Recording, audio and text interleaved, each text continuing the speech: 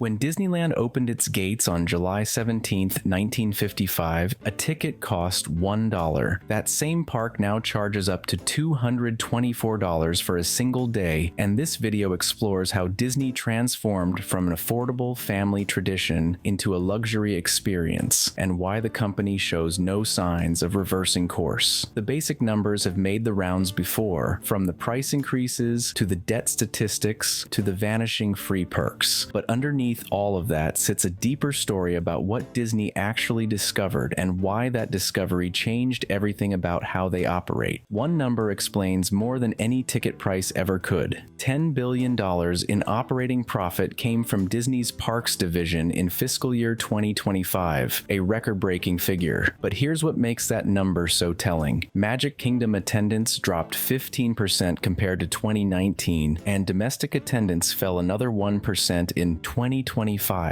Fewer guests walked through those gates, yet Disney pulled in more money than ever before. That outcome wasn't some flaw in their approach, it was the entire point. The shift really began in February of 2016, when Disney introduced tiered pricing with different costs for different days. 3 tiers launched first: value at $105, regular at $110, and peak at $124, with a spread of just $19 between the cheapest and most expensive options. Fast forward to today, and Disney operates 6 to 7 price tiers. The spread between the cheapest and most expensive days now exceeds $90 at Magic Kingdom, and it tops $120 at Disneyland. That gap grew more than 6-fold in under a decade, and Disney learned something valuable along the way. Dramatically different prices didn't scare people away. Between 1981 and 2022, Disney ticket prices climbed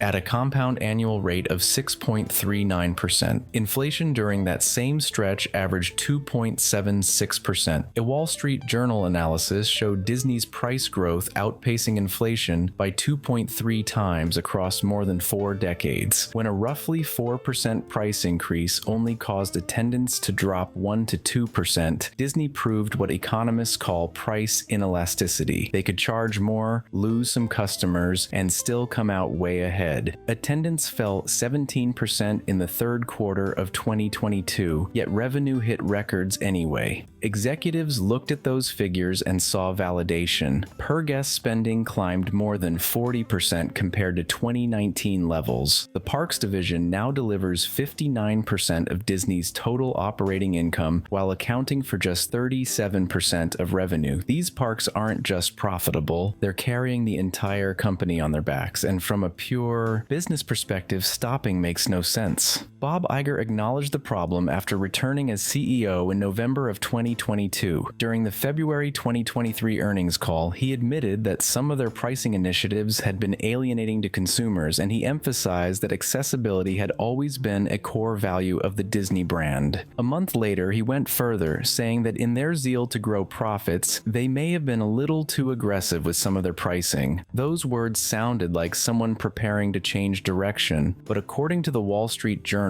when Parks chairman Josh D'Amaro suggested freezing annual price increases, Iger rejected the proposal and prices kept climbing. Disney's CFO made the strategy explicit in November of 2025 at a Wells Fargo conference, saying their core consumer tends to be at the higher income deciles, and those consumers continue to do well. Higher income deciles is corporate speak for wealthy people. A Disney spokeswoman explained to the Wall Street Journal that the company's theme park pricing reflects pure supply and demand, no different than airplanes, hotels, or cruise ships. The economics check out, but that framing represents a fundamental shift in what Disney is and who it exists for. Touring Plans analyzed Bureau of Labor Statistics data to determine what different income levels can actually afford. Families in the lowest 20% of earners have an average annual travel budget of $646, which means they cannot afford even a single day at Disney. The middle 20% have about $2,000 for travel, enough for maybe 2 days at the cheapest times while staying off property. Only the top 20%, with travel budgets averaging $7,500, can afford what used to count as a typical Disney vacation. Multiple nights at a Disney resort with park admission. Len Testa of Touring Plans put it plainly, Disney positions itself as the all-American vacation, but the irony is that most Americans can't afford it. The comparison to competitors makes the gap even clearer. Universal Orlando charges between $119 and $169 per day. SeaWorld Orlando ranges from $66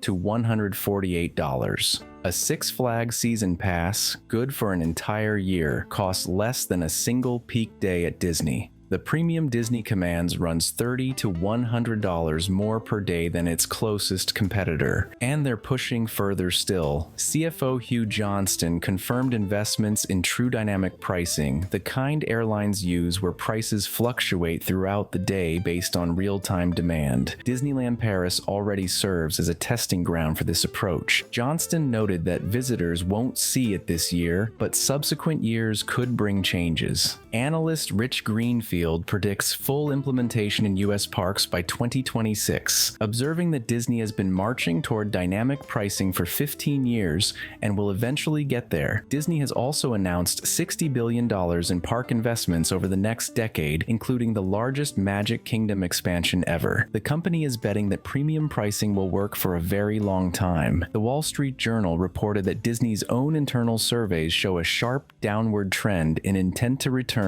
starting in late 2023. That metric matters more than current attendance because it captures whether people plan to come back. Tom Bricker of Disney Tourist Blog warned that too many and too aggressive price increases aren't just bad optics but detrimental to the long-term health of Walt Disney World. Lance Hart of Screamscape, with over 19 years of theme park industry experience, predicted that a sizable loss in attendance and profits would need to happen before Disney takes notice and perhaps changes its pricing strategy. But nothing suggests that reckoning is coming anytime soon. Revenue keeps hitting records, profits keep climbing, and the company continues doubling down on the approach that delivered these results. The real reason Disney keeps raising prices comes down to math. They've calculated that losing price-sensitive guests while extracting more from affluent visitors produces superior profits. 74% of Americans say theme parks sit financially out of reach for them. Disney's intent-to-return metrics keep declining. Since 1955, ticket prices have increased over 5,000%, outpacing inflation by more than 400%, and yet the money keeps flowing. Until attendance craters or profits plummet, Disney has no financial incentive to change course. They've proven they can make more money from fewer people, and so far the numbers prove them right. The magic isn't gone, it's just been repriced. Thanks for watching. If you remember a different Disney, the one that felt like it was made for families like yours, leave a comment below because I'd love to hear your stories.